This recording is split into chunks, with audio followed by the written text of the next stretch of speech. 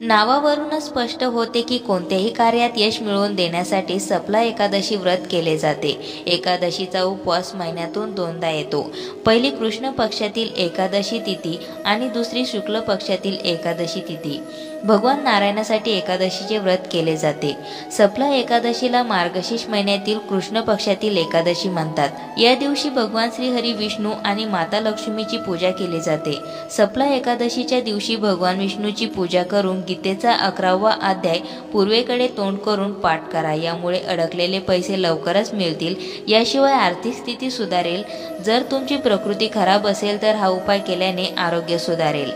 नवीन वर्षाची सुरुवात झाली आहे आणि आता या वर्षीची व्रत सणवारही सुरू झाले आहेत। वर्षाची सुरुवात यंदा भगवान विष्णूच्या भक्तीने होत आहे। वर्षाची पहिली एकादशी 7 जानेवारी रोजी होत आहे। मार्गशीर्ष महिन्यातील कृष्ण पक्षातील एकादशीला सप्ला एकादशी म्हणतात।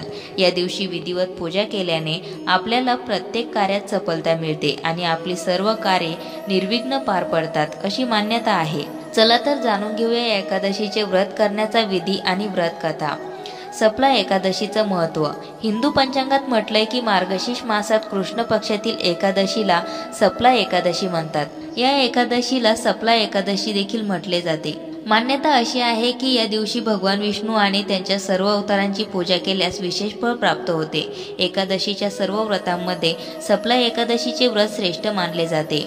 हे व्रत खऱ्या निष्ठेने आणि आस्थेने केल्यास तुम्हाला सौभाग्य आणि सफलता प्राप्त होते। सप्ला एकादशीचा पूजा विधी। अन्य एकादशी तिथीप्रमाणे सप्ला एकादशीची देखील पूजा केली जाते। सकाळी उठल्यानंतर स्नान करून व्रताचा संकल्प करा। नंतर देवघरात गंगाजल शिंपडून भगवान विष्णूची विधिवत पूजा करा। तुळशीची पानं, अगरबत्ती, सुपारी, फळ आणि श्रीफळ भगवान विष्णूच्या प्रिय गोष्टी आहेत। पूजा केल्यानंतर या अर्पण करा। सप्ला एकादशीच्या व्रताची कथा वाचा आणि नैवेद्य अर्पण करा। या शुभ दिनी विष्णू सोबत कृष्णाची देखील पूजा केली जाते। काही जण आपल्या घरी या दिवशी सत्यनारायणाची ही कथा मांडतात। या दिवशी रात्री जागरणाचे देखील विशेष महत्त्व आहे। एकादशीला करा हे उपाय। धनवृद्धीसाठी विष्णू मंदिरात खीर किंवा पांढऱ्या मिठाईचे नैवेद्य दाखवावे। नैवेद्यात तुळस असावी, याने विष्णू प्रसन्न होतात। या दिवशी विष्णू मंदिरात नारळ आणि बदाम अर्पित करावे, याने कामातील अडथळे दूर होतील। या दिवशी पिवळे कपडे, पिवळे फळं आणि पिवळं धान्य विष्णूंना अर्पित करून या वस्तू गरजू लोकांना वाटाव्या, याने देवाची कृपा होते। एकादशीच्या दिवशी संध्याकाळी तुळशीसमोर गाईच्या तुपाचा दिवा लावावा आणि ओम वासुदेवाय नमः या मंत्राचा उच्चार करत 11 प्रदक्षिणा घालाव्या। असे केल्याने घरामध्ये सुख शांती राहते आणि संकट टळतात। या दिवशी दक्षिणावर्ती शंखामध्ये पाणी भरून भगवान श्री विष्णूंचा अभिषेक करावा। असे केल्याने धनवृद्धीचा आशीर्वाद प्राप्त होतो। कर्जापासून मुक्तीसाठी या दिवशी पिंपळाच्या झाडाला पाणी घालावे आणि संध्याकाळी झाडाखाली दिवा लावावा। पिंपळाच्या झाडात प्रभू विष्णूंचा वास असतो असे मानले जाते। एकादशीच्या दिवशी भगवान विष्णूंची पूजा करताना काही पैसे फोटोसमोर ठेवावे। पूजेनंतर पैसे आपल्या पर्समध्ये ठेवावे, याने धनलाभ होण्याची शक्यता असते।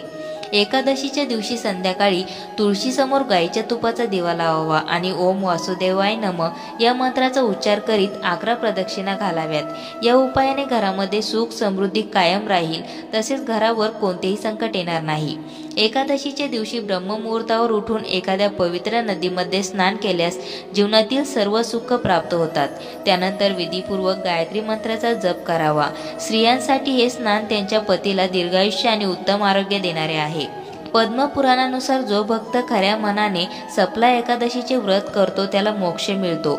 सर्व समस्यांपासून त्याची मुक्तता होते। त्याचवेळी जे पुण्य कन्यादान, हजारो वर्षांची तपस्या, सुवर्णदान यांनी मिळते, तेच पुण्य सप्ला एकादशीच्या व्रताने मिळते। तसेच हे व्रत केल्याने मानसिक शांती आणि आनंद मिळतो, कुटुंबात शांती मिळते। जाणून घेऊया सप्ला एकादशी व्रत कथा। सप्ला एकादशी व्रत कथा। धार्मिक मान्यतेनुसार एकदा नारद मुनी भगवान विष्णूचे निवासस्थान असलेल्या वैकुंठ येथे पोहोचले।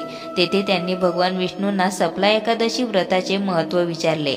नारदजींच्या विनंतीवरून भगवान विष्णूंनी सांगितले की प्राचीन काळी ब्राह्मणाची पत्नी पृथ्वीवर राहत होती। तिच्या पतीचा मृत्यू झाला होता। ती माझी प्रिय भक्त होती आणि माझी भक्ती करत होती।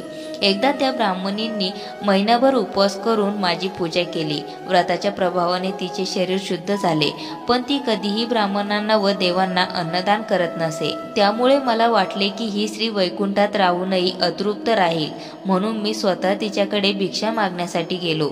मी भिक्षा मागितल्यावर तिने मातीचा एक गोळा उचलून माझ्या हातावर ठेवला. ते घेऊन मी परतलो. काही वेळाने ती शरीर सोडून वैकुंठात आली. येथे तिला एक झोपडी आणि आंब्याचे झाड दिसले. रिकामी झोपडी पाहून ती घाबरून माझ्याकडे आली आणि म्हणाली, मी धर्मनिष्ठ आहे, मग मला रिकामी झोपडी का मिळाली? तेव्हा मी तिला सांगितले की अन्नदान न केल्याने आणि मला मातीचा एक गोळा दिल्याने असे घडले. तेव्हा मी तिला सांगितले की जेव्हा देवकन्या तुला भेटायला येतील तेव्हा तू सप्ला एकादशीच्या व्रताचा नियम सांगितल्यावर तू तुझे दार उघड. विष्णुदेवाने सांगितल्याप्रमाणे त्या ब्राह्मणीने तेच केले आणि सप्ला एकादशीचे व्रत केले. उपवासाच्या प्रभावामुळे तिची झोपडी अन्न आणि पैशाने भरून गेली. म्हणून हे नारदा, या एकादशीचे व्रत करून तीळ व अन्नदान करणाऱ्याला मुक्ती व वैभव प्राप्त होते. अशाच नवनवीन माहिती व्हिडिओसाठी मंगलम या चॅनलला सबस्क्राईब करून बेल आयकॉनला जरूर प्रेस करा.